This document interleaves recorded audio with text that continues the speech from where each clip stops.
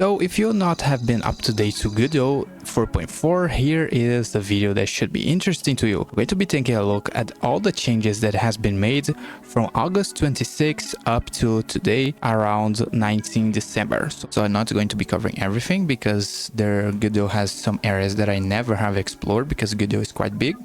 But let's go through the main parts of it that I think are quite important. However, I would like to start this with a note that the main PR we have talked about on this channel regarding the reuse of code has not been implemented yet.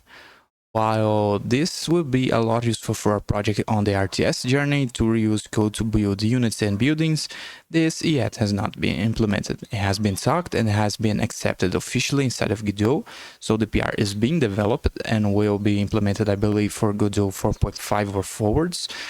And sadly, for 4.4 is not going to be implemented as far as I know. I have developed a bunch of different videos trying to reuse code, and this would be the official solution from Godot itself. So yeah, I am still eagerly awaiting for this to be implemented, but you can also watch all of my other videos that I have tried to do something similar with this.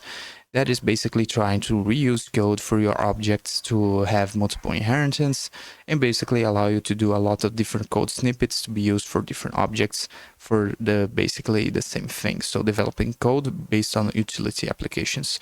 So yeah, this yet has not been implemented, sadly. So let's go ahead and talk about these changes. So let's start with the first one, which is from August 24, version dev 1. The physics interpolation has been implemented for 3D. So the main advantage of this is that you calculate physics with less frame rate like this. So this is the actual physical simulation, and this is what you're going to see inside your game. So using interpolation, we can interpolate between the positions of the simulation and you get a smoother result. So this now has been implemented to 3D. I also have some examples here during the gameplay, which has been applied. And here we can see some examples from this GitHub poll. And yeah, that is what it does. Now, whenever you want to bake your light maps for your textures, now you're going to get bicubic sampling, which allows you to have a lot smoother textures than before. So a nice upgrade. We now have implemented as well the Betsy texture compressor, which is a much more faster implementation to import textures and compress them inside the Godot engine. So here was where they introduced that on 25 November 2020, and on this developed version of Godot 4.4 Dev 1 is going to be actually merged, and we are going to start to use it with this. As you can see, one important HDRs, which are high resolution images. You can see the difference between the import settings here. And these are open source. You can go right ahead and also download them if you wanted. So pretty cool stuff. So HDRs is used for reflections and stuff. And the HDRs has been optimized to load 25 times faster. So yeah, very important one. So all of these Godot dev releases are going to have optimizations as it gets more and more finalized the 4.4 state, because now I believe it's in beta and soon it's going to have release candidates for stable versions. You can see a lot of core optimizations regarding string, which is the main resource for Godot regarding a lot of different things. So yeah, pretty cool stuff. And from these changes here, we can see everything we have. This is going to do it for this version of Godot 4.4 Development 1. And also this video has been sponsored by Brilliant, which has one of the most effective ways to learn. Brilliant is a learning platform designed to be uniquely effective. The first principle approach helps you build understanding from the ground up.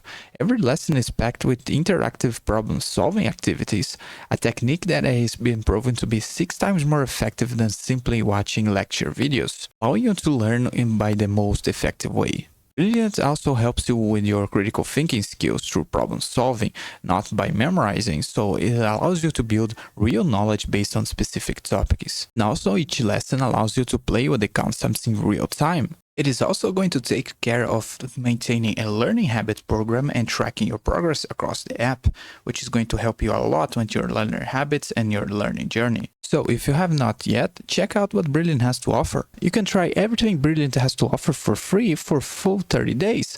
Check out the main link on this video description, or you can also scan the QR code that you see on the screen. You will also get 20% off an annual premium subscription. So thank you Brilliant for sponsoring this video. Now let's jump to Godot 4.4 development version 2. So from these highlights, we now have type dictionaries, which allows you to specify variable types. So your dictionaries can have autocompletion and do a lot of error checking if you try to add values that do not match the type given. And there's also a lot of improvements regarding speed.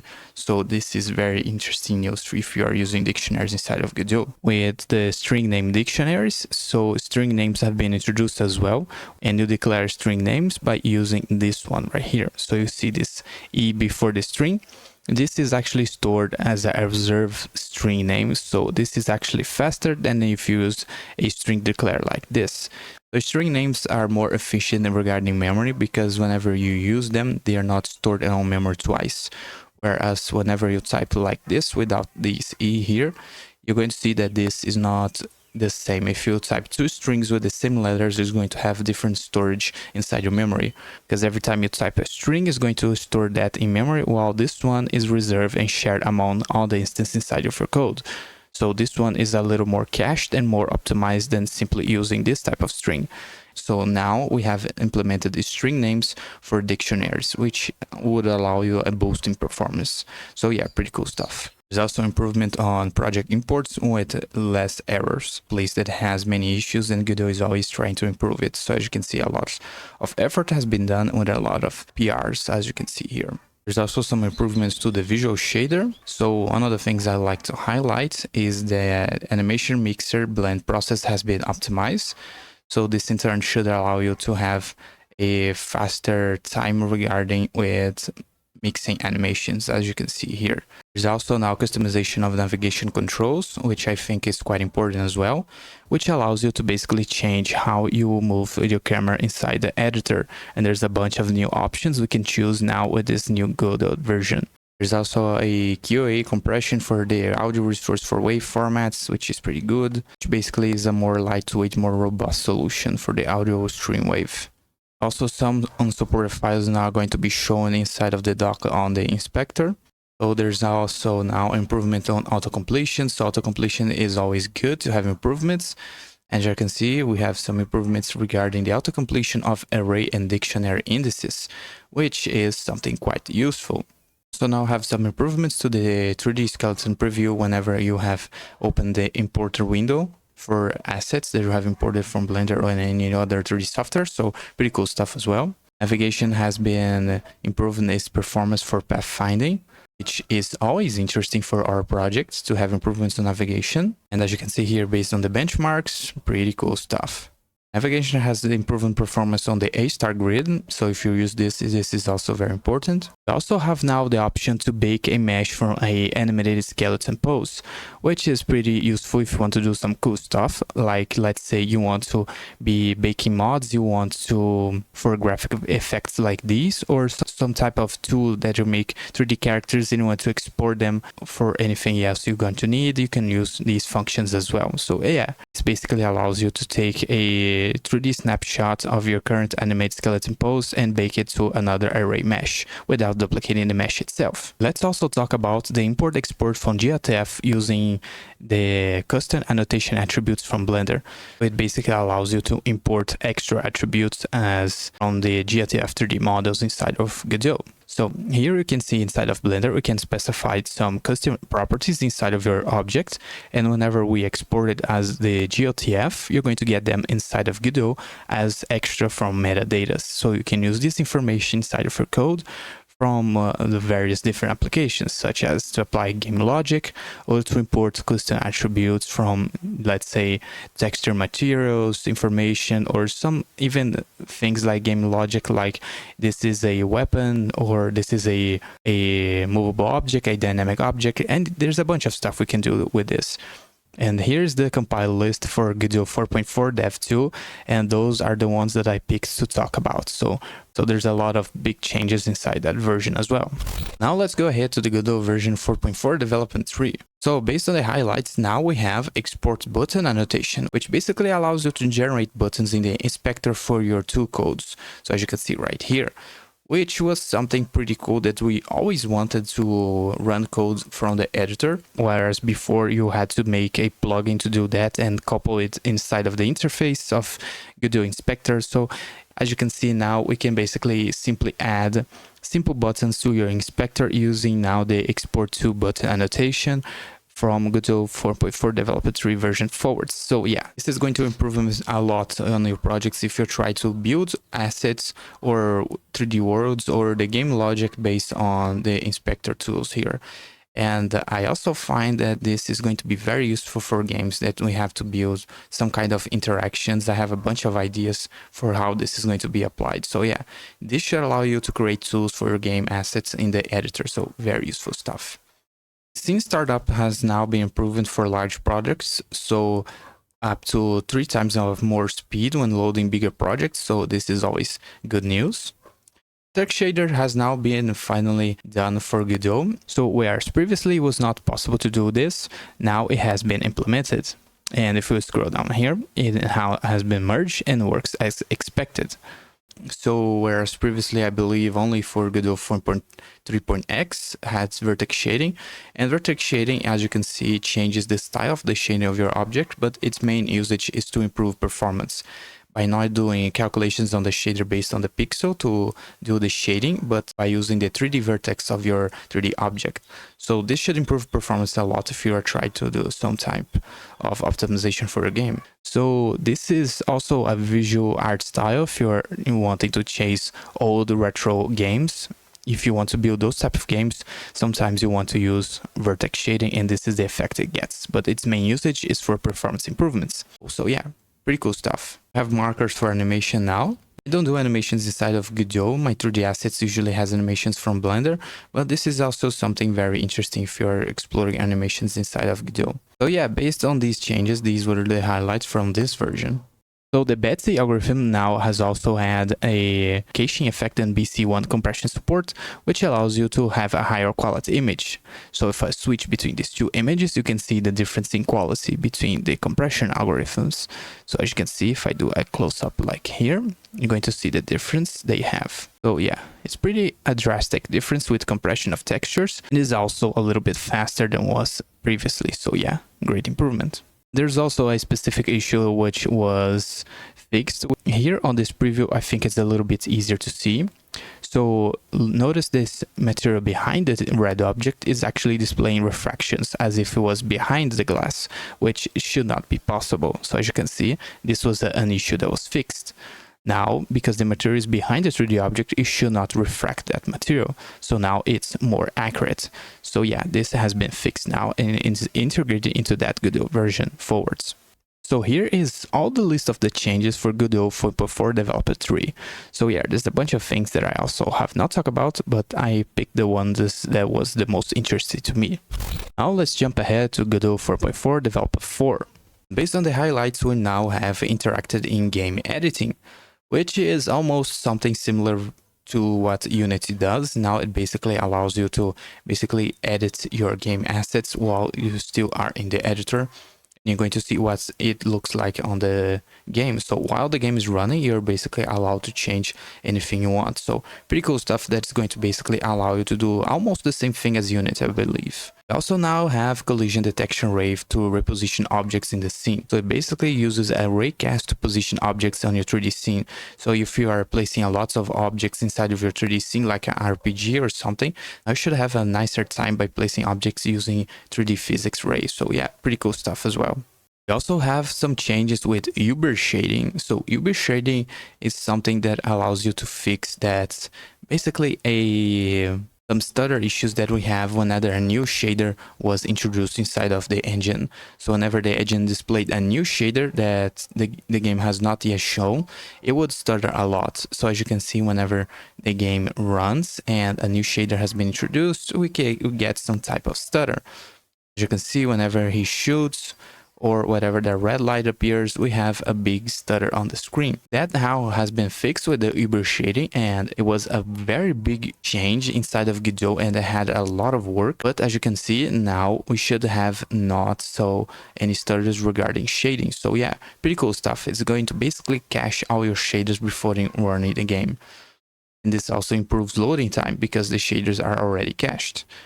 So yeah, these are pretty useful stuff, and there's a bunch of information with this PR, which was very complicated to implement, and yeah, it took some time to do as well. So yeah, very good work that's been implemented inside Godot 4 version. And these are all the extra changes that has been made. Now let's jump around to Godot 4.4 development 5 version.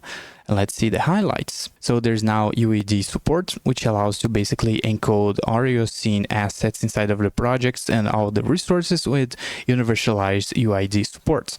So now basically all your resources will have a single identifier that's going to be allowed to store and solve a lot of issues inside of the resource management a lot more easier. Now can favorite items and properties on the inspector, as you can see here. I like to highlight the look at modifier 3D. So whereas before, if you try to do this inside of Godot, you had to override the custom pose bone of the head to actually look towards a given target. Whereas now we finally have a node we can use to do that just as easily. And as you can see the effect it has inside of the editor, which is a bonus. And this is also much faster than previously because this is running on Godot implemented code, which is C++, which is a lot faster than running only using GD scripts. There is also some other things we can do with that because it is inside of the editor. We have some options to do that, like we have some transitions and durations we can do with that interpolation. So yeah, pretty cool stuff that's going to allow to do this type of thing, and this can be used to simulate human heads, looking at a 3D position, turrets, or any kind of object that you want to track like this. And we can use bones to apply to 3D models. So I don't know, but I think you can use this to aim weapons as well, and this combined with some IK, we can make some pretty cool stuff. Our blend shapes now has been changed to be sorted by ID instead of letters, whereas previously we had sort based on letters, so A, B, C. Now we have them sorted based on ID. So whenever you export them from Blender, for instance, now they are going to be imported on that order as well, which is pretty useful. Something very cool is that now the scripts used by your scene is going to be highlighted as you see here. So these 3 scripts here are now highlighted because the scene that he opened here is now using them. So as you can see, he's changing scenes here and the scripts are being highlighted. So this is pretty cool stuff if you want to find which scripts are being used on the scene without having to check every single one of them. This is a very much needed quality of life improvements. So now on the 2D side of things, we now have some improvements on the generation of navigation mesh, roughly sums it up to almost a 2 times speed up. So yeah, pretty cool stuff for 2D games. And these are all the changes with Godot 4.4 Developer 5. There's a bunch of different fixes from this version, but these were the ones that I wanted to highlight. Now let's talk about Godot 4.4 Develop version 6. The highlights will now have a camera 3D preview in the inspector. So whenever you are moving your 3D camera, you now get a preview inside the inspector, which is a very much needed quality of life because before you had to turn preview and the camera would freeze with the preview window. It will not allow you to move that easily. Whereas now we can actually see the camera and move with operate the gizmos here, while we'll see what it's going to look like inside the game. So yeah, this is very much needed. Now you can also change your collision shapes with the bug colors. So whereas previously everything had the same color, now you can basically change to make objects to be separate. For instance, if you want your objects to be separate from terrain, now it's very easy to change the color for the bug. So yeah, this is very useful as well. CSG implementation has been replaced by Manifold, which is a third-party tool, open source, and I think it's a more robust solution as well. So Manifold is a third party which allows you to basically do those types of 3D operations like building 3D objects using code, and it has a lot of options to do Boolean operations to build these types of complex objects, which is very useful if you are doing procedural generation inside of Godot. I think this is going to help you a lot. Of course, the implementation is going to have some difference from features and bugs, but this is the part of the community that should report any issues they have with the difference from this implementation. And as you can see here, they are talking about that. And yeah, this is pretty cool stuff if you ever use CSG shapes for building modular levels or that kind of stuff. Now we have a new tired library that's been implemented inside of Godot to use that. Very good news if you're using Godot to do procedure generation for meshes and stuff. Now we also now have control to manage temporary files and their directories, which is very useful. For shaders now, screen UV now has been allowed to be used inside of light functions for spatial shaders. So for those that are shader magicians, this is something very interesting for you. And here's the comprehensive list of all of the changes for that Godot version 4.4 Developer 6. And as you can see, this version has a lot of improvements. And these were the ones that I picked among them. Now we're finally on the last version on this year, I believe. I do not think a new release is going to be held by December. And we're going to see where the highlights are to talk about. So big news, Jolt physics are now being recognized as the main Godot physics 3D engine. So if you don't know, previously a add-on for the Jolt physics engine, so Godot Jolt has been a add-on for Godot. Now it's going to be recognized as the main 3D physics engine for Godot, which is good news for both Jolt and Godot, because for Godot users, Jolt is a lot faster and allows you to do a lot of different things that Godot was limited previously. And for Jolt, this is good news because it will increase its user base to allow for further testing and also more improvements by the community. So yeah, very much good news for Jolt and Godot as well. And Jolt physics has been used on Horizon Forbidden West due to its performance. So yeah, a lot of consideration has been done with this, and I think this was a step in the right direction, because Godot built-in physics 3D engine was sometimes a little finicky to deal with. Now we have a more robust solution to deal with. But yeah, pretty cool news for Godot and Jolt as well. But as always, whenever you change something big like this, you're going to find that something that worked as previously with physics coding now should not work, so you should test this a lot. So yeah, great news. We also have now more improvements on the scene tree with its editor performance. We already have some minor improvements, but this now would allow you to adjust projects that have a bunch of nodes that now is going to run a much more faster. So whenever you rename nodes, you're going to see that this was the issue we had previously. So there is about 15,000 nodes, and whenever you try to rename objects, this was the lag that you found. So yeah, whereas now with this PR, you have a much more easier time editing the tree, and it still has 50,000 objects. So yeah, pretty cool stuff if you're using Godot with a lot of objects. So bigger projects is going to benefit a lot from this. We also now have documentation tooltips automatically generated from the code. So as you can see, this is a documentation for a main function for the move and slide character body 3D, where this is going to be displayed with your own code if you do comments like these. Whenever you double comments, this is not going to be introduced as documentation for functions. So this is going to help you a lot with debugging information and also to improve the readability of your code. I would also like to highlight that you can now create inherited scenes from the code.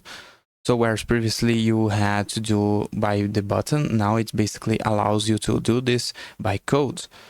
And also a very big change with the navigation code. So behind the scenes, the navigation get map function was very much hard to be maintained. And this is some good news that has some improvements for the source code of the navigation server. So basically they cleaned up the code, and now we should have faster implementation of PRs that add new stuff and ought to optimize the navigation code. So this is good news for the navigation team.